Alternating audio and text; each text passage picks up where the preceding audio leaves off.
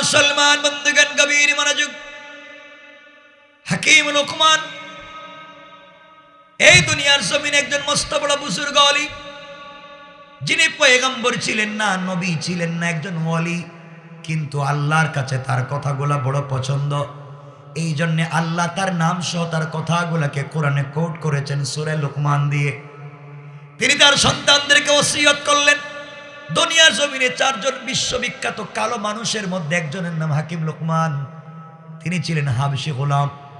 তিনি কৃতদাস ছিলেন, খাটো মানুষ ছিলেন, বেটে মানুষ ছিলেন, চোখ ছোট ছিল, ঠোঁট মোটা ছিল, পাও ফাড়া ছিল, কালো ছিলেন। এমন একজন কালো মানুষ আল্লাহর কাছে কত পছন্দের হয়ে গেলেন। সন্তানদেরকে তিনি যে ওসিয়তগুলা করেছিলেন, একটা সন্তানের প্রশ্নের জবাব দিব। হাকিম লোকমান সন্তানদেরকে ওসিয়ত করতে লাগলেন। এমন সময় একটা সন্তান দাঁড়িয়ে গিয়েছে। এক ছেলে দাঁড়িয়ে বলছে, আব্বাজান, আপনি যতগুলো ওসিয়ত করেছেন বাবা, আপনার সবগুলো ওসিয়ত আমি মানি, কিন্তু আব্বাজান আমার মন বলতেছে আমি হালাল পথে বিজনেস করতে চাই, হালাল বিজনেস করে আমি জান্নাতে যেতে চাই। আব্বাজান আপনি আমাকে হালাল বিজনেসের পথ বলে দেন। হাকিম লোকমান বলছেন, বাবারে তোমাকে দেওয়ার মতো টাকা আমার কাছে নাই, কমপ্লিট কোনো টাকা আমার কাছে নাই, তোমাকে দিতে পারবো না। সন্তান বলতেছে, আব্বাজান আমার তো টাকার প্রয়োজন, বিজনেস করতে চাই। দীর্ঘক্ষণ অনুনয় বিনয়ের পরে লোকমান হাকিম তার সন্তানকে বলছেন, বাবা শোনো, আমি 4000 টাকা, 4000 দিনার অথবা দিরহাম আমি আমার এক বন্ধুর কাছে পাই। আমার কাছ থেকে ঋণ নিয়েছিল, দীর্ঘদিন হয়েছে, আমার ঋণটা পরিশোধ করে না। তুমি যদি আমার বন্ধুর কাছ থেকে টাকাগুলা নিয়ে আসতে পারো তাহলে বিজনেস করতে পারবে, আমার আপত্তি নেই। সন্তান বলতেছে, আব্বাজান আমি রাজি, এই টাকাগুলা নিয়ে এসে বিজনেস করব। হাকিম লোকমান বলতেছেন, সন্তান রে তুমি শোনো, ওই টাকা আনা এত সহজ না। আমার মন বলতেছে টাকা যদি আনতে যাও ঘর থেকে বের হলে মরে যেতে পারো, পদে পদে মৃত্যুর আশঙ্কা আছে, এই জন্যে তোমাকে টাকা আনতে দিতে পারি না। সন্তান বলতেছে, আব্বাজান তুমি যদি দোয়া করে দাও, আমার জন্য দোয়া করো, আমার বিশ্বাস চলার পথে বিপদ হবে না। হাকিম লোকমান বললেন, বাবারে আমার ওই বন্ধুর কাছ থেকে যারাই টাকা আনতে গিয়েছে একটা মানুষও ফিরে আসে নাই, সবাই মরে গিয়েছে। আমার মন বলতেছে তুমিও যদি টাকা আনতে যাও তুমি যে ফিরে আসবে এর কোনো গ্যারান্টি নাই। হাকিম লোকমান তার সন্তানকে বলছেন, আব্বাজান তুমি শোনো, এই জন্যে বলছি তুমি টাকা নিয়ে আসতে পারবে না। রাস্তায় বের হলে সমূহ মৃত্যুর সম্ভাবনা আছে। হাকিম লোকমানের সন্তান বলছে, আব্বাজান কি করতে হবে বলেন। হাকিম লোকমান বলছেন, বাবারে তুমি ঘর থেকে বের হলে বিশাল মরুভূমি, এই মরুভূমির রোদে তুমি মরে যেতে পারো। এরপরে মরুভূমির রোদে মরে যাবা। আমার ভয় হচ্ছে মরুভূমির উপরে একটা গাছ আছে, ওই গাছের নিচে বসলে তুমি মরে যাইবা। আমার বাবা তুই গ্রাম যদি তুমি যদি মরুভূমি পার হয়ে চলে যাও, একটা গ্রাম আছে, গ্রামে ঢুকলেই মরে যাইবা। সন্তান বলছে, আব্বাজান আমাকে বুঝাইয়া দেন, মরে যাব বললে হবে না, আপনি আমাকে এমন একটা আমল বলে দেন যে আমল আমি করলে আমার সামনে যদি 1 কোটি বিরুদ্ধবাদী দুশ্মন দাঁড়াইয়া অস্ত্র নিয়া আমার সামনে দাঁড়িয়ে আমাকে আঘাত করতে চায়, সবার সামনে অস্ত্র আছে, সবার সামনে গোলা বারুদ আছে, বন্দুক আছে, পিস্তল আছে, আমাকে মারবে, কি আমল করলে বাঁচতে পারবো আমাকে বলে দাও। হাকিম লোকমান মুচকি হেসে বললেন, বাবারে তোমাকে একটা আমল আমি বলে দিতে চাই, ওই আমল যদি করো 1 লক্ষ লোক যদি তোমার সামনে পিস্তল ধরে, আজরাইল ছাড়া পৃথিবীর কেউ তোমার ক্ষতি করতে পারবে না। পড়েন সুবহানাল্লাহ, আল্লাহু আকবার বলেন। আপনাদের কষ্ট হচ্ছে? এই আমলটা একটু শুনেন, আপনারা হয়তো জেনে থাকবেন, শুনেছেন। আমার বন্ধুগণ গভীর মনোযোগ। এবার সন্তান বলতেছে, আব্বাজান আমাকে বুঝিয়ে বলেন তো কি হয়েছে। হাকিম লোকমান বললেন, বাবা তাহলে বুঝো, বাইরে শোনো, আমার বাস্তব লাইফের প্র্যাকটিক্যাল কথাগুলো বলছি। এই আমল যদি করেন, আমিও করেছি, আল্লাহ দুনিয়ার জমিনে আমাকে অনেক দিয়েছেন, এমন কোনো লাইন নাই যে আল্লাহ আমাকে দেন নাই। আমিও চাইলে পৃথিবীর ওয়েস্টার্ন কান্ট্রির যে কোনো জায়গায় স্থায়ীভাবে সেটেল হতে পারি। আল্লাহ আমাকে এই পৃথিবীর বহুত রাষ্ট্র ঘুরিয়েছেন, কিন্তু একটা কথা আপনাদেরকে বলে দেই ভাইরে, কোরআন এবং সুন্নাহর ভিতরে কি শান্তি, এটা এর ভিতরে না ঢুকলে বুঝতে পারবেন না। পৃথিবীর একমাত্র শান্তির জায়গা, আমাকে কোটি টাকা দিয়ে আপনি শান্তি দিতে পারবেন না, কিন্তু যখন নামাজে দাঁড়িয়ে কোরআন থেকে তেলাওয়াত করে সেজদায় পড়ে দিল থেকে সুবহান রাব্বিয়াল আলা বলবেন, এখানে যে এত শান্তি পাবেন পৃথিবীর আর কোথাও তেমন শান্তি না। গাড়িতে আগুন ধরে গাড়ি চলে গেছে, যাক লম্বা কথা, ওখান থেকে আল্লাহ আমাকে বাঁচিয়েছেন, কারণ এর 5 মিনিট আগে আমি সলাতুল হাজত পড়ে গাড়িতে উঠছিলাম। কে ট্রল করবেন না, ওয়াল্লাহি আল্লাহ হাজির নাজির, কসম রব্বের জাতের। আমি বলছি, আমরা কক্সবাজার প্রোগ্রামে গেলাম 31st নাইটে, এই 31st নাইটের আগের 31st নাইটে প্রোগ্রাম করে বের হয়েছি। তো রাস্তায় আসার পথে, এটার নাম হচ্ছে লোহাগড়া চুনতি, কক্সবাজার থেকে আসার পথে চট্টগ্রামে ঢোকার পথে চুনতি লোহাগড়া, ওখানে আসার পরে একটা গোল চত্বর, আমাদের গাড়ি ঘুরে, আমরা এর একটু আগে আমরা নামাজ পড়ে গাড়িতে উঠছি, গাড়ি ঘুরে, গাড়ি ভেঙ্গে গাড়ি পানিতে পড়ে গেছে, কিন্তু আমরা এখনো সুস্থ আছি। আল্লাহ রসুল যে বলছেন সলাতুল হাজত যদি কেউ পড়ে, হায়াত যদি থাকে, কোনোভাবেই তার কিছু হবে না। আমি বলছি না একটা কথা শুনে, 1 মিনিটে কথাটা বলি, আল্লাহরে হাজির নাজির লেখে বলতেছি। আমরা হবিগঞ্জে একটা প্রোগ্রামে গিয়েছিলাম, জায়গার নাম বলে দিলাম। ওরা নিতে নিতে নিতে নিতে নিতে নিতে আমাদেরকে নিয়ে গেছে একটা জায়গায়, খালি কয় যে সামনে, ঈদের সামনে, ঈদের সামনে, সামনে বলতে বলতে 60 কিলো সামনে, আর শেষ হয় না। গাড়িতে অকটেনও নাই, গাড়িতে গ্যাসও নেই। আমরা গিয়েছি এখানে, ওয়াজ শেষ হলো, আগামী পরের দিন জুমাবার, ঢাকায়তে জুমা পড়াতে হবে। বের হয়েছি, গাড়িতে অকটেনও নাই, গ্যাসও নেই, যাবো কিনা। ওরা আমাদেরকে বলছে আমরা একটা ড্রাম দিয়ে না আপনাকে অকটেন দিব, রাত্রে 2টা, এখন আর কিছু নেই। দীর্ঘক্ষণ দাঁড়ানোর পরে একজন মোটর সাইকেলওয়ালা আমাকে 1 লিটার অকটেন দিছে। 1 লিটারে একটা গাড়ি কয় কিলোমিটার চলবে? আমাদের গাড়ি 5-7 কিলো, সর্বোচ্চ 10 কিলোমিটার চলবে না, কিন্তু পেট্রোল পাম্প আছে আমাদের থেকে 60 কিলোমিটার দূরে। এটা দিয়ে কেমনে যাবো? কিন্তু আল্লাহ হাজির ও নাজির রেখে বলছি, আল্লাহর উপরে অগাধ বিশ্বাস এবং ভালোবাসা নিয়ে বলছি, এই রাত্র 2টা, এখন তো জুমা তো পড়াতেই হবে, এখন এখানে থাইকা তো লাভ নেই। ড্রাইভারকে বলছি তুমি পিছনে আসো, আমরা দুজন নামাজ পড়লাম গাড়ির ভিতরে, নামাজ পড়ে কোরআন থেকে তেলাওয়াত শুরু করলাম, আর আমি ড্রাইভিং সিটে বসলাম। আল্লাহর কসম হলফ করে বলছি, 1 লিটার তেল আর কিচ্ছু নাই।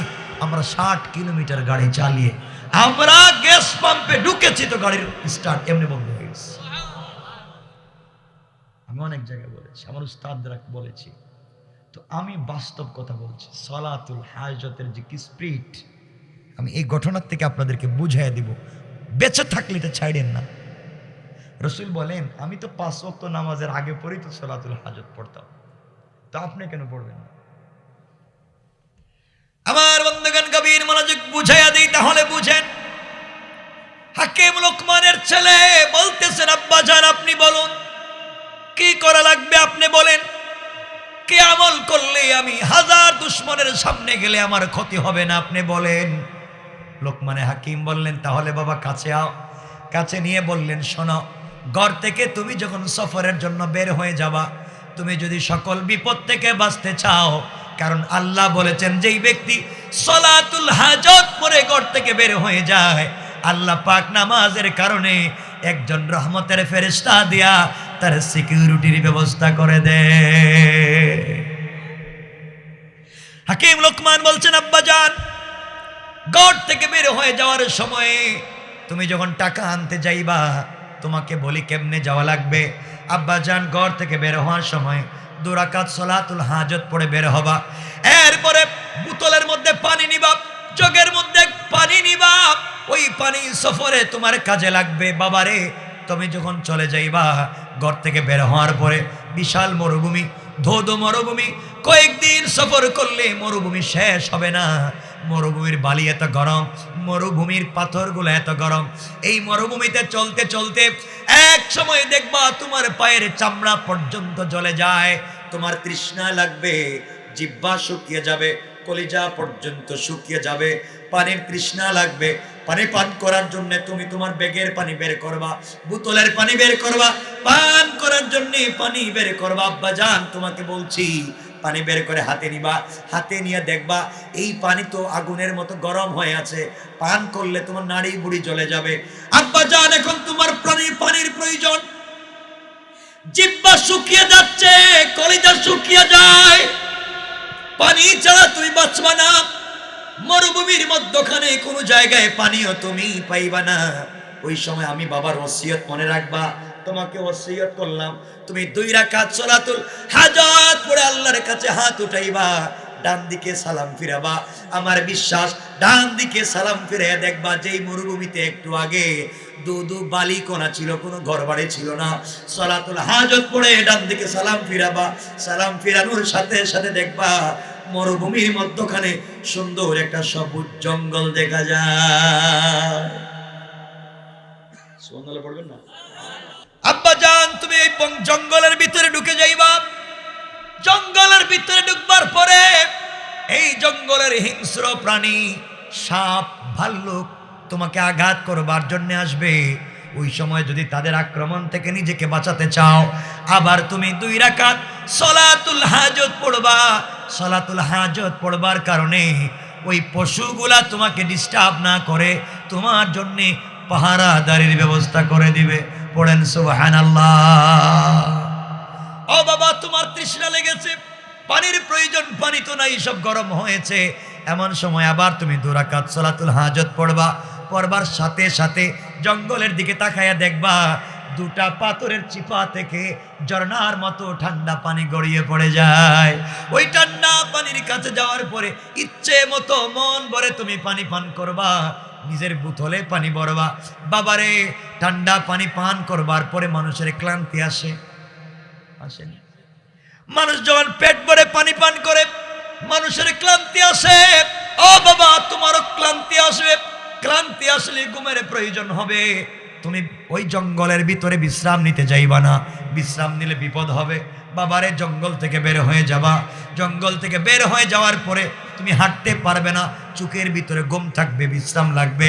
আব্বা জান আবার তুমি 2 রাকাত সালাতুল হাজত পড়বা, বাম দিকে সালাম ফিরাবা, সালাম ফিরানোর সাথে সাথে দেখবা একটা সুন্দর গাছ, বট গাছের মতো একটা গাছ দেখা যায়। বাবারে তোমাকে আমি ওসিয়ত করলাম, তোমার মন চাইবে এই গাছের গোড়ায় বিশ্রাম নিতে, তুমি গাছের গোড়ায় বিশ্রাম নিতে যাইও না। আমার সন্তান বাবা তুমি গাছের গোড়ায় বিশ্রাম নিলে নির্ঘাত তুমি মরে যাবা, বিষাক্ত সাপ তোমাকে দংশন করবে। বাবা তাহলে আমি কোথায় বিশ্রাম নিব? আমার তো ঘুমের প্রয়োজন, 10-15 দিন সফরের পরে তো ঘুম লাগবে। হাকিম লোকমান বলেছেন বাবারে তুমি আবার 2 রাকাত সালাতুল হাজত পড়বা, বাম দিকে সালাম ফিরাবা, গাছের গোড়ায় তাকায়া দেখবা সাদা দাড়ি সাদা পাগড়ি একজন মুরব্বী বসে আছে। ওই মুরব্বী যদি আমার নাম ধরে তোমাকে ডাক দেয় আর বলে হাকিম লোকমানের ছেলে তুমি এদিকে আসো, আর তার রানের উপরে তোমাকে ঘুমাতে বলে, তাহলে তুমি চলে যাইও। তার কথা মতো তার রানের উপরে তুমি যদি ঘুমিয়ে যাও, আমার বিশ্বাস তোমার কোনো ক্ষতি হবে না। পড়েন সুবহানাল্লাহ। ও বাবা এরপরে আমার ভয় হচ্ছে, তুমি যদি ওই জায়গায় ঘুমানোর পরে বেঁচে যাও, না মরো, আমার তো ভয় হয় তোমাকে সাপ কাটলে তুমি মরে যাবে, তুমি যদি না মরো। বাবারে ঘুম থেকে উঠে গেলে আবার সফর শুরু করবা টাকা আনার জন্যে। আমার বন্ধুর বাড়ি থেকে দীর্ঘদিন সফর করবার পরে সামনে গেলে বিশাল বড় একটা গ্রাম দেখবা, শহর দেখবা। ওই গ্রামে যাওয়ার পরে আমি হাকিম লোকমানের পরিচয় গ্রামের মানুষের কাছে বলবা, হাকিম লোকমানের ছেলে, বড় হুজুরের ছেলে মনে করলে মানুষ তোমাকে ভালোবাসবে, হাদিয়া তোহফা দিবে, উপহার উপঢৌকন দিবে, ভালো ভালো খাবার দিবে, থাকবার বিছানা দিবে। আব্বা জান 3 দিনের উপরে গ্রামের ভিতরে থাকবা না, ভুলে যদি 4th দিন থাকো, 4th দিন সকাল হয়ে গেলে এলাকার মানুষ মিলে বিশ্ব সুন্দরী একটা মেয়েকে তোমার কাছে বিয়ে দেওয়ার জন্য নিয়ে আসবে। বাবারে এই মেয়েকে বিয়ে করলে নির্ঘাত তুমি মরে যাইবা, বাঁচবার কোনো পথ নাই। বাঁচতে যদি হয় সব সময় সলাতুল হাজত পড়বা, ওটা আমার ওসিয়ত। গাছের গোড়ার থেকে যাওয়ার সময় যেই মুরব্বির রানের উপরে মাথা রেখে তুমি ঘুমিয়েছ, কোনোভাবে যদি তাকে ফুসলাইয়া তোমার সফরের সঙ্গী বানাতে পারো, সফর সঙ্গী বানাতে পারো, আর সে যদি তোমাকে কোনো পরামর্শ দেয়, তার পরামর্শ মতো যদি রাস্তায় চলো, আমার বিশ্বাস দুটা ওসিয়ত করলাম। 1 নাম্বার সলাতুল হাজত পড়বা, 2 নাম্বার মুরব্বিকে পাইলে তার ওসিয়ত মতো চলবা। এই 2 কাজ করলে হাজার বিপদ আসলেও তোমার কোনো ক্ষতি হবে না। সুবহানাল্লাহ, বাদ দিয়ে দেন, আরেকটু জোরে পড়েন না সুবহানাল্লাহ। আপনাদের কষ্ট হচ্ছে? আমার বন্ধুগণ, হাকিম লোকমানের ছেলেকে মুরব্বি বলছেন, হাকিম লোকমান বলছেন, বাবারে তুমি যদি গ্রামে বেঁচে যাও, 3 দিন পরে আবার সফর শুরু করবা। দীর্ঘ পথ চলবার পরে নদীর পারে, সাগরের পারে, চরের মধ্যে একটা বাড়ি দেখবা, 2 তলা কাঠের বাড়ি। নিচতলায় আমার বন্ধু থাকে না, 2 তলার 1 রুমে আমার বন্ধু থাকে, আর 1 রুমে তার 2টা ছেলে থাকে। তার কাছে গিয়ে আমার পরিচয় দিয়ে টাকার কথা চাইবা। কিন্তু বাবা, গেলেই তো তোমাকে টাকা দিবে না, তার বাড়িতে থাকতে হবে। যে ব্যক্তি আমার বন্ধুর বাড়িতে রাত্র কাটায়, সকালবেলা লাশ হয়ে যায়, মরে যায়, এই জন্য টাকা দেওয়া লাগে না। আমার ভয় হচ্ছে তুমিও যদি আমার বন্ধুর বাড়িতে রাত্রবেলা থাকো, সকালবেলা মরে যাইতে পারো, টাকা তো পাইবা না, মরে যাইবা। এই জন্যে তুমি যাইও না। আমার কথা না শুনে যদি যেতে হয়, বিপদে পড়ে গেলে সালাতুল হাজত পড়বা, মুরব্বির পরামর্শ নিবা। আমার মন বলতেছে আমার এই বন্ধু তোমার কোনো ক্ষতি করতে পারবে না। পড়েন সুবহানাল্লাহ। সন্তান বলতেছে, আব্বাজান আপনি যে ওসিয়ত করলেন, কমপ্লিট চলার পথে আমি এটা মনে রাখবো। আমি বিপদে পড়ি আর না পড়ি, সবসময় সালাতুল হাজত পড়ব। আমার বন্ধুগণ, হাকিম লোকমানের সন্তান বাবার কাছ থেকে ওসিয়ত গুলা শুনবার পরে তৈরি হয়ে গেলেন। বোতলের ভিতরে পানি ভরলেন, সফরের জন্য তৈরি হলেন। 2 রাকাত সালাতুল হাজত পড়লেন, বাবার কাছ থেকে দোয়া নিলেন, টাকার জন্য বের হয়ে গেলেন। দীর্ঘক্ষণ চলতে লাগলেন। দীর্ঘ পথ চলবার পরে বিশাল মরুভূমি, বালির মধ্যে পা রাখা যায় না, এত গরম হয়েছে। বাবার ওসিয়তের কথা মনে পড়েছে, বাবা তো বলেছেন এমন গরম হবে। দীর্ঘ কয়েকদিন সফর করবার পরে পানির তৃষ্ণা লেগেছে, পানি পান না করলে বাঁচবেন না। বোতল বের করেছেন পানি পান করবার জন্যে, বের করে দেখেন পানি তো মহা গরম, পান করা যাবে না। বাবার ওসিয়ত মনে পড়েছে, বাবা বলেছেন সালাতুল হাজত পড়বার জন্যে। হাকিম লোকমানের সন্তান 2 রাকাত সালাতুল হাজত পড়ে ডান দিকে সালাম ফিরিয়েছে। সালাম ফিরানোর সাথে সাথে তাকায়া দেখে যেই মরুভূমিতে দু বালি কোনা ছাড়া কিছুই নাই, সালাম ফিরাইয়া দেখে সুন্দর একটা সবুজ জঙ্গল দেখা যায়। বাবার কথা মতো জঙ্গলে প্রবেশ করলেন, 2 রাকাত সালাতুল হাজত পড়লেন। পশু পাখি তাকে ব্যারিকেড দিয়ে রাখলো হেফাজতের জন্য। আবার 2 রাকাত সালাতুল হাজত পড়লেন, তাকায়া দেখে এই জঙ্গলের ভিতর থেকে 2টা পাথরের চিপা থেকে ঝরনার মতো ঠান্ডা পানি গড়িয়ে পড়ে যায়। বাবার পূর্ণাঙ্গ ওসিয়ত মিলে গেল। এবার তিনি ইচ্ছা মতো পানি পান করলেন। পানি পান করবার পরে নিজের বোতলের ভিতরে পানি নিলেন, জঙ্গল থেকে বের হয়ে গেলেন। হাঁটতে পারতেছেন না, ক্লান্ত, ঘুম পায়, ঘুমাতে হবে। বাবা বলেছেন ঘুমানো যাবে না, যে কোনো জায়গায় ঘুমিয়ে গেলে মরণ। হঠাৎ আবার তার মনে পড়েছে বাবার ওসিয়ত, 2 রাকাত সালাতুল হাজত পড়তে হবে। হাকিম লোকমানের ছেলে আবার 2 রাকাত সালাতুল হাজত পড়লেন, বাম দিকে সালাম ফিরালেন।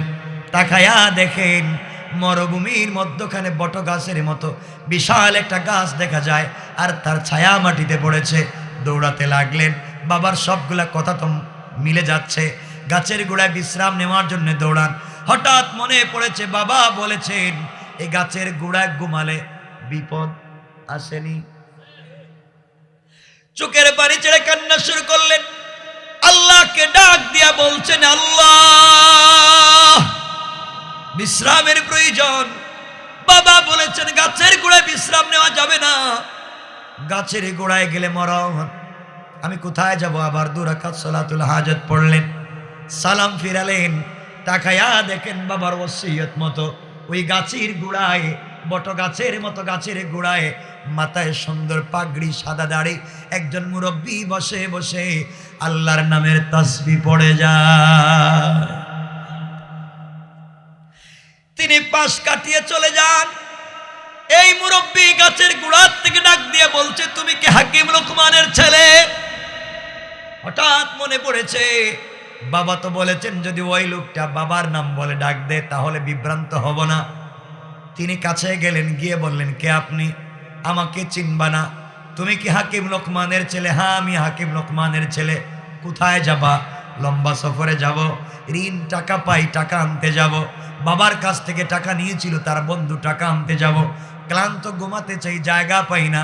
মুরব্বী বলছে, বাবারে আমিও দেখতেছি তুমি ক্লান্ত, ঘুমাতে যদি হয় আমার রানের উপরে মাথা রেখে ঘুমিয়ে যাও, আমার বিশ্বাস তোমার কোনো ক্ষতি হবে না। একটু জোরে পড়েন না সুবহান। আমার বন্ধুগণ, বাবাও তো বলেছেন রানের উপরে মাথা রেখে ঘুমিয়ে গেলে কিছু হবে না। হাকিম লোকমানের ছেলে রানের উপরে মাথা রেখে শুয়ে পড়লেন, দীর্ঘক্ষণ ঘুমিয়ে গেলেন। হঠাৎ করে গাছের মাথা থেকে, ডাল থেকে একটা বিষাক্ত সাপ নেমে হাকিম লোকমানের 3 রেওয়ায়াত, কেউ বলছেন কপালে, কেউ বলছেন হাতে, কেউ বলছেন পায়ে, যে কোনো একটা জায়গায় এই বিষাক্ত সাপ দংশন করলো, সাপ কাটলো, সাথে সাথে পুরা বডি কালো হয়ে গেল। মুরব্বী তাকাইয়া দেখেন হাকিম লোকমানের ছেলের বডি কালো হয়ে গেছে। আশ্চর্য হয়ে গেলেন, এই লোকটা তো আমাকে বিশ্বাস করে আমার রানীর উপরে মাথা রেখে ঘুমিয়েছে, এত বড় বিপদ হলো, বিপদ থেকে কেমনে বাঁচাই? ঠাস করে তিনি সাপকে ধরলেন আর টান দিয়ে বললেন, সাপরে যেইভাবে তুই বিষ দিলে ওইভাবে বিষ নিয়ে যা, নচেত তোকে রাখবো না। সাপ যেভাবে দংশন করেছে টান দিয়ে আবার সাপে বিষগুলা নিয়ে গিয়েছে। হাকিম লোকমানের ছেলে সুস্থ হয়ে গেলেন, কিন্তু ঘুমের ভিতরেই আছেন। এই মুরব্বী সাপটাকে 2 টুকরা করে, 1 টুকরা লেজের অংশটাকে জমিনের মধ্যে ফেলে দিলেন, মাথার অংশকে হাকিম লোকমানের ছেলের ব্যাগের ভিতরে ঢুকাইয়া দিলেন। আমার বন্ধুগণ, কিছুক্ষণ পরে হাকিম লোকমানের ছেলের ঘুম ভেঙে গেল। ঘুম ভেঙে যাওয়ার পরে তাকায়া দেখে নিজের সামনে অর্ধেক বিষাক্ত সাপের অংশ পড়ে আছে। মুরব্বীকে বলছে, মুরব্বী আঙ্কেল সাপ এখানে কাটলো কে? বাবা আমি কেটেছি, সাপ তোমাকে আঘাত করেছিল এই জন্য কেটে ফেলেছি। আঙ্কেল আরেক অংশ কই? অনেকটা জায়গায়, ভালো জায়গায় রেখেছি, বিপদে কাজে লাগবে। আমার মুরব্বীকে বলছে, আঙ্কেল আমি আর দীর্ঘক্ষণ এখানে থাকবো না, বাবার ওসিয়ত, বেশি সময় থাকলে বিপদ আছে, টাকা আনার জন্য যাওয়া লাগবে, আমি চলে যাই। আমার বন্ধুগণ, হাকিম লোকমানের ছেলে সফরের জন্য বের হয়ে গেলেন। হঠাৎ মনে পড়েছে আব্বাজান বলেছেন সামনের সফর আরো কঠিন হবে, আরো বিপজ্জনক হবে, বাঁচতে হলে মুরব্বীকে যদি সফরে নেওয়া যায় ভালো হবে। মুরব্বীকে বলছেন, আঙ্কেল আপনি কি আমার সঙ্গে সফরে যাবেন? মুরব্বী বলছে, বাবারে তুমি যদি নিতে চাও আপত্তি নাই। দুজন মিলে সফর শুরু করলেন। দীর্ঘ পথ চলবার পরে একটা গ্রামে উপনীত হয়ে গেলেন। নিজের পরিচয় দিলেন, গ্রামের মানুষ আদর আপ্যায়ন করলো, 3 দিন পর্যন্ত খাওয়া দাওয়া করলেন। হাকিম লোকমানের ছেলে মনে করে মানুষ বলো ভালোবাসা দিল, উপহার উপরে হুকুম দিল, কিন্তু ভুলেই গিয়েছেন বাবার ওসিয়ত 4 নম্বর দিন করা যাবে না। কিন্তু ভুল ক্রমে 4 নম্বর দিন সকাল হয়ে গেল। 4 নম্বর দিন সকাল যখন হয়ে গেল, সকালবেলা মনে পড়েছে বাবা বলেছেন 4 নম্বর দিন সকাল হয়ে গেলে বিপদ আছে। হঠাৎ করে তাকায়া দেখেন এলাকার সবগুলা মানুষ মিলে বিশ্ব সুন্দরী একটা মেয়েকে, অপরূপা সুরসী যুবতী তরুণী একটা মেয়েকে সুন্দর করে সাজাইয়া অর্নামেন্টস জুয়েলারি দিয়ে স্ট্রাকচার ডিজাইন করে হাকিম লোকমানের ছেলের সামনে দাঁড় করিয়ে বলছেন, বাবারে তোমার বাবা দীর্ঘদিন পর্যন্ত আমাদের এলাকায় আসেন না, তুমি আমাদের এই মেয়েকে বিয়ে করো। মেয়েকে যদি বিয়ে করো, বিশ্ব সুন্দরী মেয়ে, বিয়ে করলে সুন্দর স্ত্রী পাইবা, আমাদের সঙ্গে তোমাদের আত্মীয়তাও ঠিক হয়ে গেল। হাকিম লোকমানের ছেলে মেয়ের চেহারার দিকে তাকাইয়া তিনি আশ্চর্য হারে, এত সুন্দর মেয়ে কি পৃথিবীতে হতে পারে, এত সুন্দর মানুষ কি পৃথিবীতে জন্মায়। তার মনে খাহেস জমে গেল, আমি তো বিয়ে করতেই হবে, আমি না করলে অন্য কেউ তো মেয়েকে বিয়ে করবে, এত সুন্দর মেয়েকে কি হাত ছাড়া করা যায়। তিনি বিয়ের জন্য রাজি হয়ে গেলেন। হঠাৎ মনে পড়েছে বাবা বলেছেন বিয়ে করলে, কথা বলেন, বিপদ আছে। হঠাৎ মনে পড়েছে আমি কি রেখে দিব, 12টা জিতেছে, হয়েই তো গেছে 12টা, আরে ভাই 12টা হয়ে গেছে। চিন্তা কর, কথা শোনেন, সংক্ষেপ করে বলে দিচ্ছি, 12টা হয়ে যেতেছে তো। আর এটা 2.5 ঘন্টার আলোচনা ইন্টারনেটে পাবেন, আপনারা দেখবেন। আমার মুসলমান বন্ধুগণ, গভীর মনোযোগ। হাকিম লোকমানের ছেলে আশ্চর্য হয়ে গেলেন, এবার কি করব, বিয়ে যদি করি, বাবা বলছেন বিয়ে করলেই মৌত, আমি যদি বিয়ে না করি মেয়েকে তো অন্য কেউ করবে, সুন্দরী মেয়েকে তো হাত ছাড়া করা যায় না। হাকিম লোকমানের ছেলে সিদ্ধান্ত নিলেন বিয়ে করবেন কি করবেন না। মুরব্বীকে জিজ্ঞাসা করবেন, মুরব্বীকে বলেন আঙ্কেল আপনি বলেন তো কি করব। মুরব্বী বলছে বাবা তুমি বলো কি করবা। হুজুর বিয়ে করলেও তো আমাকেই করতে হবে, অন্য কেউ এই মেয়েকে বিয়ে করুক আমি চাই না। কিন্তু বাবা বলেছেন বিয়ে করলেই মৌত। মুরব্বী ডাক দিয়া বলছে হাকিম লোকমানের ছেলে রে, তোমার বাবা কি বলেছেন? বাবা বলেছেন বিপদে পড়লে 2 রাকাত সালাতুল হাজত পড়তে, বিপদে পড়ে গেলে আপনার পরামর্শ নিতে। মুরব্বী বলছেন বাবা শোনো, তাহলে তুমি 2 রাকাত সালাতুল হাজত পড়ো, আর আমি পরামর্শ দিলাম মন যদি চায় এই মেয়েকে বিয়ে করে ফেলো, যত বিপদ আসুক না কেন সবগুলা আমি দেখব। সুবহানাল্লাহ পড়েন না। আমার বন্ধুগণ, আমার মুসলমান ভাইরা, এক পর্যায়ে তারিখ ইবনে জারির তাবারিতে লিখে আল্লামা জুলফিকার নকশবন্দি খুতুবাতে জুলফিকার নকশবন্দিতে লিখেন, যুবক হাকিম লোকমানের ছেলে এই মেয়েকে বিয়ে করে ফেললেন। বিয়ে করলেন যেদিন, ওই দিন ফুলসজ্জার রাত্র ছিল না, এরপরের রাত্র ফুলসজ্জার রাত্র, বাসর রাত্র। সকালবেলা মুরব্বীকে নিয়ে ওই মুরব্বী আর হাকিম লোকমানের ছেলে রাস্তা দিয়ে হাঁটতেছেন। রাস্তা দিয়ে যখন হেঁটে যায়, দীর্ঘ পথ চলতেছে, এলাকার ছেলে মেয়ে নারী পুরুষ আবাল বৃদ্ধ বনিতা হাকিম লোকমানের ছেলের ডাইনে বামে হাঁটে আর বলতেছে এই যে পাগল যায়, এই যে পাগল যায়। হাকিম লোকমানের ছেলে আশ্চর্য হয়ে গেলেন, আমাকে পাগল বলে কেন এলাকার সব মানুষ? আমি তো তাদের দুলাভাই, আমাকে পাগল বলবে কেন? আমি আবার এমন কি করলাম? সবাই বলতেছে এই যে পাগল যায়, সবাই হাসাহাসি করে, ছেলে মেয়েরা হাসাহাসি করে, মস্কারা করে, দুষ্টামি করে। হাকিম লোকমানের ছেলে দাঁড়িয়ে গেলেন আর বললেন বলো তো তোমরা কেন দুষ্টামি করো, কি হয়েছে? আমি এমন কি করলাম? আমি না তোমাদের দুলাভাই? সবাই বলতেছেন আপনার মতো বোকা আহাম্মক আর বেওকুফ পৃথিবীতে আর নাই, আপনি পাগল। কেন রে আমাকে তোমরা পাগল বলো? তোমাদের এলাকার বিশ্ব সুন্দরী মেয়েকে আমি বিয়ে করলাম, তোমরা পাগল বলো কেন? সবাই ডাক দিয়া বলতেছে হাকিম লোকমানের ছেলে তোমার বাবা তো অনেক বড় জ্ঞানী, তুমি যে এত বড় আহাম্মক জানি না।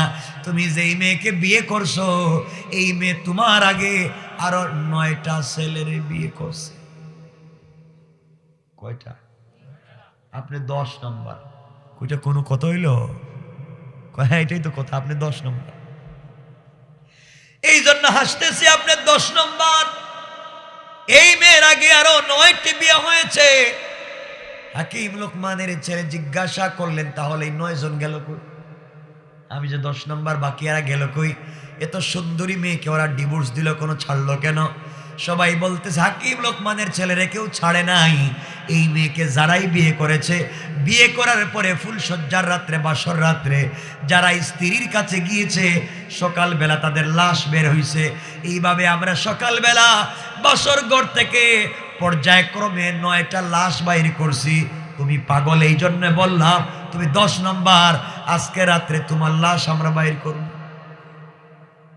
এই জন্য তুমি পাগল। হাকিম লোকমানের ছেলে এই কথা শুনবার পরে কি মনে করছেন, মাথা কি আর ঠিক আছে? মুরব্বীকে বলছেন, হুজুর ভুল তো হয়ে গেছে, এখন কেমনে ভাগা যায়? এলাকা ছাড়ি আর বিয়ে শাদী যা করছি থাকুক, চলেন গ্রাম ছাড়ি।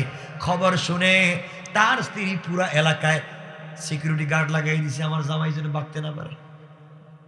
কই যাইব? বিয়ে করে তো পড়ছে বিপদে, এখন ভাগবার পথ নাই। হাকিম লোকমানের ছেলে মহা বিপদে। কোথায় যাবেন? যেখানেই যায় সিকিউরিটি আছে, যেতে পারবেন।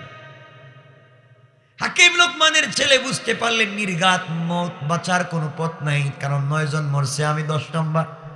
মুরব্বীকে ডাক দিয়া বলছেন, আঙ্কেল বাড়ির গ্রাম তো ছাড়া যাবে না, গ্রামে থাকাই লাগবে, বাসর করে যাওয়া লাগবে। আমি তো মরে যাব, আপনি সব কাজে যেহেতু আমার সাথে ছিলেন, বেয়াদবি নিবেন না, আপনি আমার সাথে একটু ওখানে যাইয়েন, বিপদে পড়লে আপনি বাঁচাইবেন।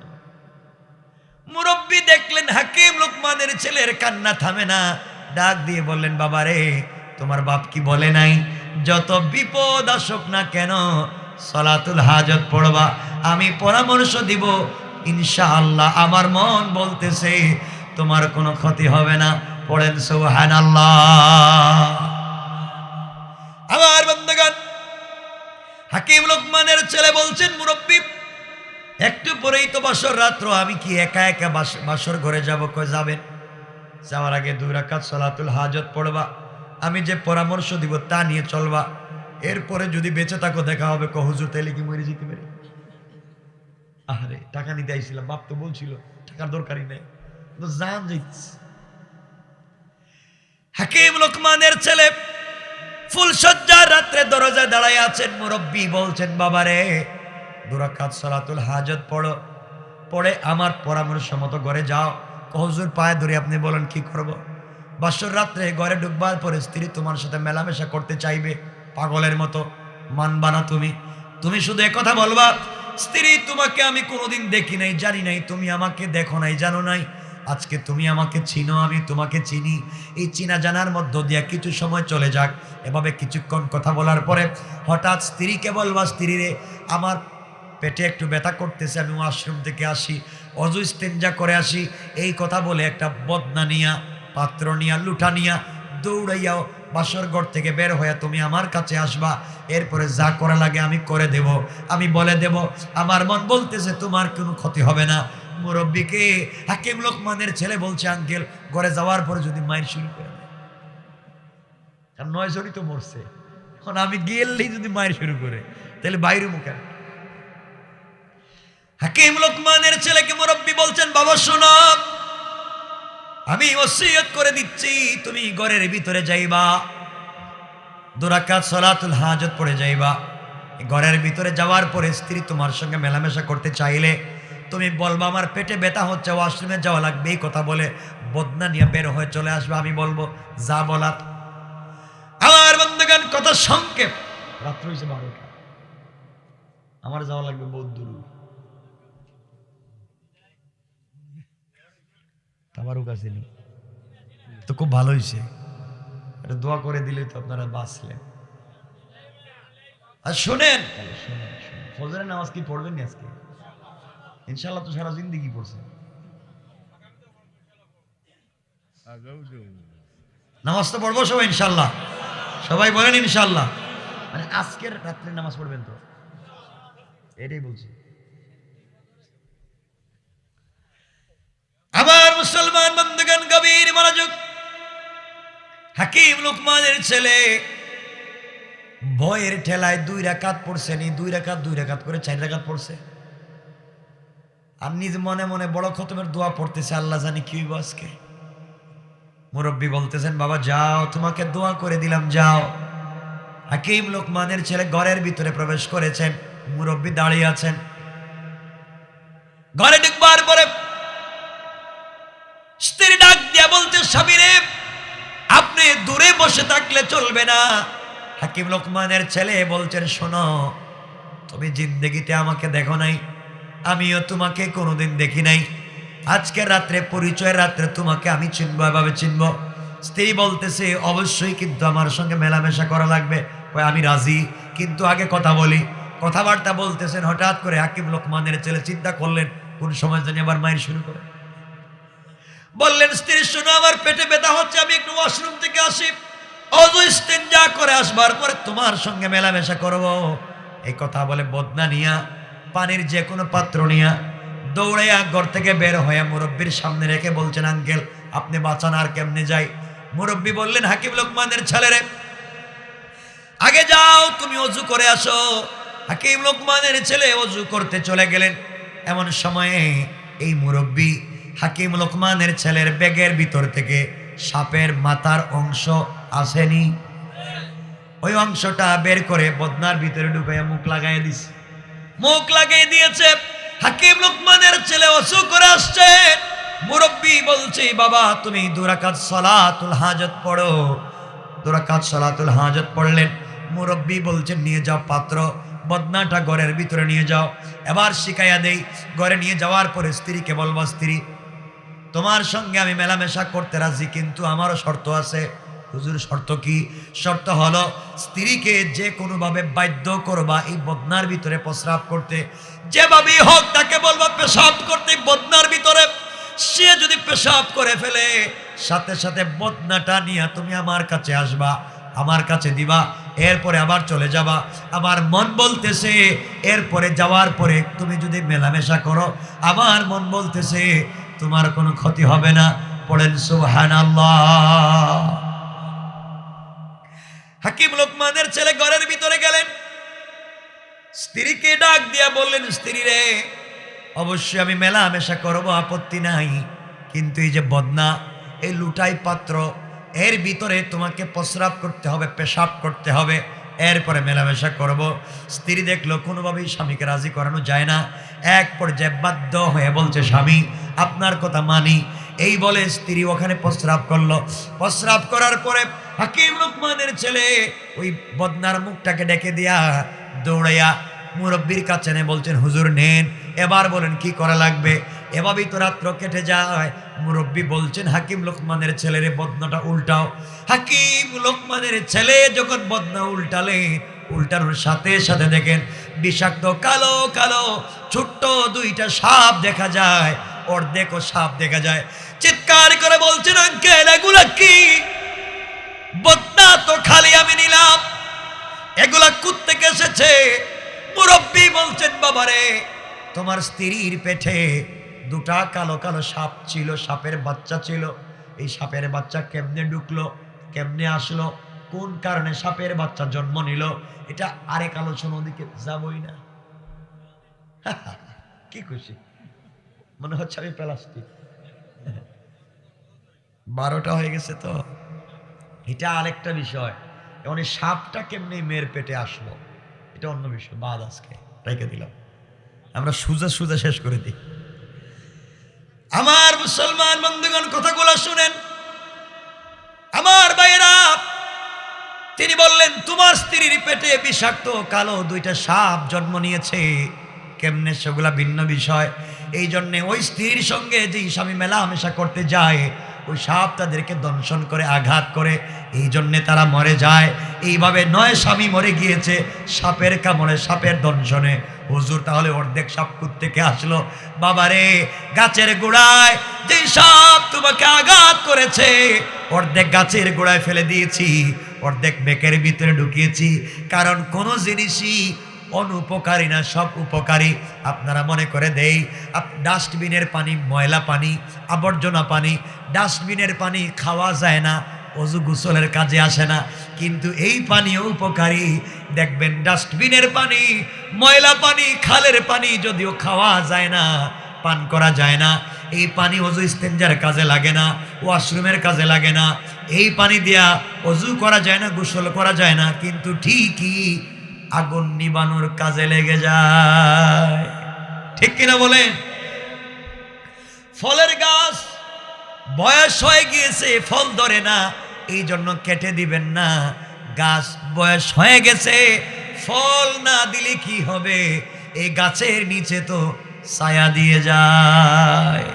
হাকিম লোকমানের ছেলেকে মুরব্বী বললেন, বাবারে অর্ধেক সাপ রেখে দিয়েছিলাম, ওই সাপটা তুমি যখন বদনা নিয়ে আসছিলে, ওই অর্ধেক সাপটা তোমার বদনার ভিতরে দিয়েছিলাম। তুমি যখন নিয়ে গিয়েছ, নিয়ে যাওয়ার পরে ওই সাপ যখন বদনার ভিতরে, তোমার স্ত্রী যখন বদনার মুখে বসে প্রস্রাব করতে গিয়েছে, তখন সাপ তো সব থেকে পৃথিবীর হিংসুটে প্রাণী, যখন দেখলো তারা নিচে আরেকটা সাপ নড়াচড়া করে, তারা মনে করেছে তাদের খাবারে ভাগ বসায়, ওকে মারবার জন্যে তারা লাফ দিয়েছে, স্ত্রীর প্রস্রাবের সঙ্গে বের হয়ে এসেছে। এই জন্য এই সাপের কারণে পেটের ভিতরে দুইটা সাপ বের হয়েছে। এখন তোমার স্ত্রী মুক্ত, তার সঙ্গে মেলামেশা করলে কোনো ক্ষতি হবে না। পড়েন সুবহানাল্লাহ, আল্লাহু আকবার বলেন। তারিখ ইবনে জারির তাবারি বিশাল একটা কিতাব লম্বা করে লিখছে। আমার বন্ধুগণ, এবার হাকিম লোকমানের ছেলে ঘরের ভিতরে ঢুকেছেন। ঠিক আছে, তাহলে কিছু হবে না। এদিকে লাশ যারা কাটে, এদের নাম কি? ডুম। এদের নাম কি? 10-15 জন ডুম এসে ঘরের চতুর্দিকে বেষ্টন করেছে, কারণ তারা 9টা লাশ নিছে, 10 নম্বরটাও নিতে চায়। গ্রামের মানুষ অপেক্ষা করতেছে সকাল কখন হবে, লাশ তারা নিয়ে যাবে। হাকিম লোকমানের ছেলে তার স্ত্রীর সঙ্গে মেলামেশা করলেন। স্ত্রীও জানে তার স্বামী মরে যাবে, কিন্তু মেলামেশা করলেন। দুজন ঘুমিয়ে পড়ে গেলেন। কে কখন ঘুমালেন বলতে পারেন না, তাদের মত হয় নাই। এক একজন এক এক দিকে ঘুমিয়ে পড়লেন। সকালের সূর্য উঠে গিয়েছে। ডুমেরা চিন্তা করে সকালবেলা মেয়ে তো দরজা খুলে দে, আজকে দুটা মনে হয় মরে গেছে। কেউ দরজা খুলে না। ডুমেরা ঘরের ভিতরে ঢুকছে, দরজা ভেঙ্গে ভিতরে ঢুকে দুইজন দুই জায়গায় ঘুমিয়ে গেছে। ওরা দড়িয়ার শিকল হাকিম লোকমানের ছেলের পায়ে লাগাইয়া টানতেছে, লাশ মনে করে। যখন টান দিছে, হাকিম লোকমানের ছেলে সোজা দাঁড়ায় গেছে। এরা মনে করছে ভূত, দিছে দৌড়। ওই এটা আবার কোনটা? 9টা মরে গেছে, দেখি দাঁড়ায় গেছে, এটা মানুষ না, এটা ভূত। দিছে দৌড়। এদের দৌড় দিকে গ্রামের সব মানুষ দৌড়। ব্যাপার কি দৌড়াও কে? এটা ভূত, এটা তো মানুষ না। সবগুলো মরছে, ও ডাইরেক্ট দাঁড়ায় গেছে। পাবলিক তো দৌড়ায়। স্ত্রী চিল্লাচিল্লি শুনে স্ত্রী ঘুম ভাঙছে, ভাঙ্গে দেখে তার স্বামী জিন্দা। ব্যাপারটা কি? এটা মানুষ, এটা জিন্না। 9টা মরছে, এটা দিকে মরল না। আমার বন্ধুগণ, লম্বা কথা সংক্ষেপ করে বোঝাই। এক পর্যায়ে হাকিম লোকমানের ছেলে তাদেরকে বুঝালেন কেমনে কি হলো, কি কি ঘটলো, সব বুঝালেন। সবাই মানলো। এরপরে তাদের আনন্দে চললেন আরো একদিন। সংক্ষেপ করে দিলাম, এখানে আরো অনেক ঘটনা আছে। একদিন পরে মুরব্বী বলছেন, বাবা তোমার কাজ কি? শ্বশুর বাড়িতে থাকা নাকি টাকা আনা? উদ্দেশ্য কি বিয়া ছিল? এ তো ফাও, ফ্রি পাইছে, টাকা তো উদ্দেশ্য। হাকিম লোকমানের ছেলেকে বলছেন, বাবা রে তোমার তো টাকা মূল উদ্দেশ্য ছিল, টাকা কি আনবা নাকি শ্বশুর বাড়ি থাকবা? হুজুর টাকা তো লাগবে। তাহলে চলো। স্ত্রীকে ওখানে রাইখা দুজন চললেন টাকা আনার জন্যে। দীর্ঘ পথ চললেন। চলতে চলতে মরুভূমির পারে চরের মধ্যে গিয়ে দেখেন দুতলা একটা বাড়ি কাঠের। দাঁড়ালেন। মুরব্বী নেমে আসছে, পরিচয় দিয়ে বলেন, আমি হাকিম লোকমানের ছেলে, আমার বাবা টাকা পায়, টাকাটা দেন। মুরব্বী বলতেছে, আমি তো টাকা দেই কাউকে এভাবে না, রাত্রে থাকলে সকালে টাকা দেই। হাকিম লোকমানের ছেলের মনে পড়েছে, আব্বা জান বলেছেন যারাই রাত্রে থাকবে তারা সকালবেলা মরে যায়, কেউ বাঁচে না। এখন কি করব? মনে পড়েছে বাবা বলেছেন যত বিপদ আসুক সালাতুল হাজত পড়তে হবে, মুরব্বীর পরামর্শ নিতে হবে। মুরব্বীকে বলেন, আঙ্কেল কি করা যায়? একটাই কাজ করতে হবে বাবা, সালাতুল হাজত পড়ো, আল্লাহ যা করে কপালে আছে তারা দেখবো। এর অর্থ হলো দুজন মিলে নিচতলায় ঘুমিয়ে গেলেন। হাকিম লোকমানের ছেলে আর মুরব্বী নিচতলায় ঘুমালেন, আর ওই মুরব্বী দুতলায় এক রুমে, তার দুই সন্তান এক রুমে ঘুমালো। অর্থ হলো গভীর রাত্রে সমুদ্র থেকে জোয়ার আসে, জোয়ার আসে নিচতলায় পানি ঢুকে যায়, যারা রুমের ভিতরে থাকে বের হতে পারে না, এরা মরে যায়। এজন্য টাকা দেয় না। এই সিস্টেম করে কোনো ব্যক্তিকে টাকা দেয় না। এই পরামর্শ করে এই মুরব্বীর নিচতলায় দুইজনকে ঘুম পাড়াইছে। ওরা তো দুইজনই রাত্রবেলা মরে যাবে, টাকা দেওয়া লাগবে না। আবার বন্ধুগণ, যারা কৌশল করে এভাবে মানুষকে কষ্ট দিতে চায়, আল্লাহ বলে তোমরা কেমনে কৌশল করো? বহুত লোক তো কৌশল করে দিন দুনিয়ার জমিন থেকে মুছে দিতে চাইলো, আজও কৌশল করে দিন মুছতে পারে নাই। আল্লাহ বলেছেন তোমরা জানো না তোমাদের কৌশলের চাইতে আমি আল্লাহর কৌশল আরো বড়, কোন ঠিক কিনা? আল্লাহ বুঝাতে চাইলেন তুই নিস্তালায় দিয়ে এদেরকে মারতে চাইলে আর নিজে বাঁচবে, নিজের সন্তানরে বাঁচাবে। আবার আল্লাহ উল্টা কাজ করলেন। গভীর রাত্র যখন হয়ে গেল, মুরব্বী দেখলেন জোয়ার আসতেছে। ঘুম থেকে হাকিম লোকমানের ছেলেকে উঠালেন, 2 রাকাত নামাজ পড়ালেন, আর বললেন বাবা রুম থেকে বের হও। রুম থেকে বের হলেন, 2 তলায় উঠলেন। যেই তলায় এই মুরব্বীর 2 সন্তান থাকে, এই রুমে নক করলেন, দরজা খুলে দিল 2 ভাই, আর ডাক দিয়ে বললেন বাবারে আমি হাকিম লোকমানের ছেলে, তোমাদের ঘরে মেহমান এসেছি তোমার বাবার সঙ্গে দেখা করতে। নিচতলায় ঘুম লাগে না, ভয় হয়? তোমাদের রুমে যদি আমাদেরকে থাকতে দেও, তোমাদের রুমে আজকে রাত্র কাটাইয়া দেই, সকালবেলা চলে যাব। 2 ভাই বলছে বাবা আপনি হাকিম লোকমানের ছেলে, বহুত বড় আলেমের ছেলে, আপনারা 2 জন, আমরা 2 ভাইয়ের রুমে থাকেন, আমরা 2 ভাই নিচতলায় যাই। কাজ উল্টো হয়েছে নি? কথা বলেন না কেন? কৌশল কে করেছেন? এজন্য আমার আল্লাহ কোরআনে কারীমের ভিতরে বলেন ওয়া মাকারু ওয়া মাকারাল্লাহ ওয়াল্লাহু খায়রুল মাকিরিন। আল্লাহ রাব্বুল ইজ্জত ওয়াল জালাল বলে দিয়েছে যারা কৌশল করে আরেকজনকে ঠকাতে চায় তারা নিজেরাই ঠকবে, নিজেও জানে না। ঠিক কিনা বলেন? তারা 2 ভাই নিচতলায় গেল, হাকিম লোকমানের ছেলে আর মুরব্বী 2 তলায় ঘুমালেন। রাত্রবেলা জোয়ার আসলো, 2 ভাই ঘুমের ভিতরে মরে গেল। এই 2 ভাইয়ের বাপ মুরব্বী মনে করেছে তার ওই 2 জন তো মরে নিচে পড়ে গেছে, লাশ বাসায় দেওয়ার জন্য নিচতলায় আসছে। দরজা খুলে দেখে তার 2 ছেলে। চিন্তা করে হারে আমার ছেলেও গেল, এরা গেল কই? উপরে তাকাইয়া দেখে তার ছেলের রুমে তারা ঘুমায়। কই আঙ্কেল যা করছেন আপনি, ছেলেদেরকেও খুয়াইছেন, এমন টাকা দেন। সুবহানাল্লাহ নাই? আমার আল্লাহ সূরাল মাইদায় বলছেন ইন্না কাইদাশ শাইতানি কানা দাঈফা। তোমরা যত কৌশল করো না কেন, তোমাদের এই কৌশল আমি আল্লাহর কাছে মশা মাছির চাইতে আরো দুর্বল। পড়েন সুবহানাল্লাহ। আমার বন্ধুগণ 4000 টাকা নিলেন, সংকেত 12:15 এখানে থাকে না। আরে আল্লাহ আর 1 ঘন্টা বাকি রয়েছে, আমি হঠাৎ রাইকা দিব, কিছু বলতে পারবো না। আরে শোনেন না, গড়ি কি দেখতেছেন নাকি? আমার মুসলমান বন্ধুগণ গভীর মনোযোগ। হাকিম লোকমানের ছেলে 4000 টাকা নিয়ে মুরব্বী সহ বের হলেন। রাস্তায় এসে মুরব্বী বলতেছে বাবা সকল কাজে তোমাকে সহযোগিতা করেছি, সকল বিপদ আপদ থেকে বাঁচাইছি, সব অর্ধেক অর্ধেক, টাকা তোমার অর্ধেক আমার অর্ধেক।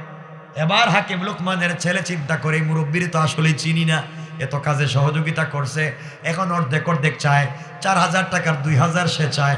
এখন যদি অর্ধেক অর্ধেক সব জায়গায় চায়, বাড়িতে গিয়ে যদি বলে বউ তোমার অর্ধেক আমার অর্ধেক, কথা বল নাকি? সেটা তো মহাঝামেলা। এত সুন্দর স্ত্রীকে তো অর্ধেক কারো সম্পত্তি না, কাউকে দেওয়া যায় না। হাকিম লোকমানের ছেলে বলছেন আঙ্কেল টাকা সবগুলো আপনি নিয়ে নেন, শুধু বউটা আমারে দেন। মুরব্বী বলছে বাবা তোমার তো বউ উদ্দেশ্য ছিল না, এটা তো ফা পাইছো, উদ্দেশ্য তো টাকা সফরের। ঠিক আছে তো, কিন্তু আপনি যে ভাগ চান, আপনি তো ভাগ চাইলেন, এখন আমি কেমনে দেই? সব জায়গায় তো ভাগ দেওয়া যাবে না, পুরো টাকা নিয়ে নেন, বউটা আমি নিয়ে নেই। মুরব্বী বলছেন বাবারে তুমি টাকাও নিয়ে নেও, বউও নিয়ে নেও, যা আছে সব নেও, আমার কিচ্ছু লাগবে না, কিন্তু বাড়িতে যাওয়ার পরে তোমার বাবার কাছে আমার সালাম দিয়ে দিবা। এবার হাকিম লোকমানের ছেলে বলছেন আঙ্কেল এত বিপদ থেকে আপনি আমাকে সহযোগিতা করলেন, বাঁচালে, আজও আপনার নাম ঠিকানা জানি না, কে আপনি? বাবার কাছে গিয়ে কি নামে পরিচয় দিব? এবার মুরব্বী বলছেন বাবারে শোনো শোনো, দুনিয়ার সাধারণ কোনো পাবলিক আমি না, দুনিয়ার মানুষের ঘরে জন্ম নেওয়া কোনো পাবলিক আমি না। তুমি যে ঘর থেকে বের হওয়ার সময় প্রথম যখন 2 রাকাত সালাতুল হাজত পড়েছো, প্রত্যেক সালাতুল হাজত নামাজের পরে আল্লাহ একজন রহমতের ফেরেশতা পাঠাইয়া এই লোকটাকে হেফাজত করেন।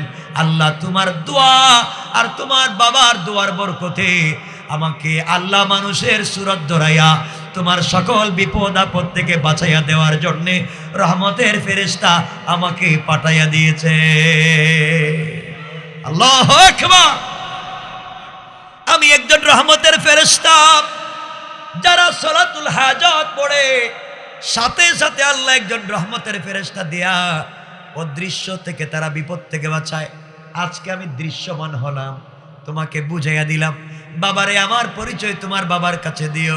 এই জন্যে বললাম তুমি চলে যাও, সব কিছু নিয়ে আমার লাগবে না।